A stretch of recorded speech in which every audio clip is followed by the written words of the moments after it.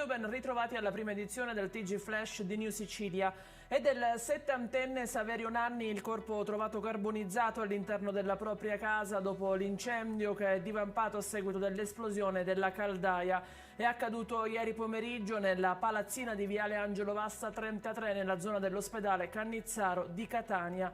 Quando sono giunti i vigili del fuoco sul posto, l'uomo era già deceduto.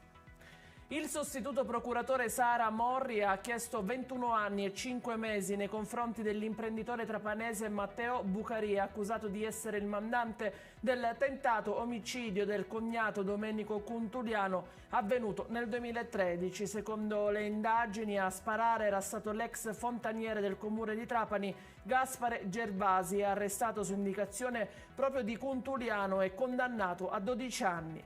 Bucaria, per anni riferimento delle forze dell'ordine perché aveva denunciato richieste estorsive, venne arrestato nell'agosto del 2020 ed ora è ai domiciliari.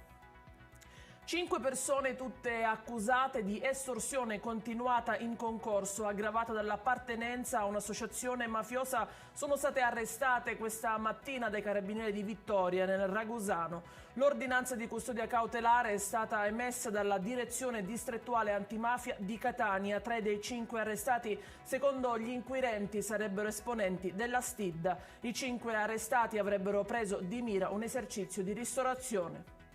E in chiusura ci spostiamo ad Agrigento, dove un bimbo di 4 anni è andato in arresto respiratorio ed è stato salvato grazie alla mobilitazione da parte degli operatori sanitari del 118 e dei carabinieri.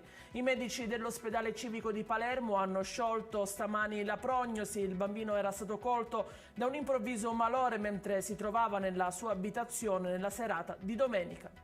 Questa era l'ultima notizia, nuovi aggiornamenti alle 18. A più tardi.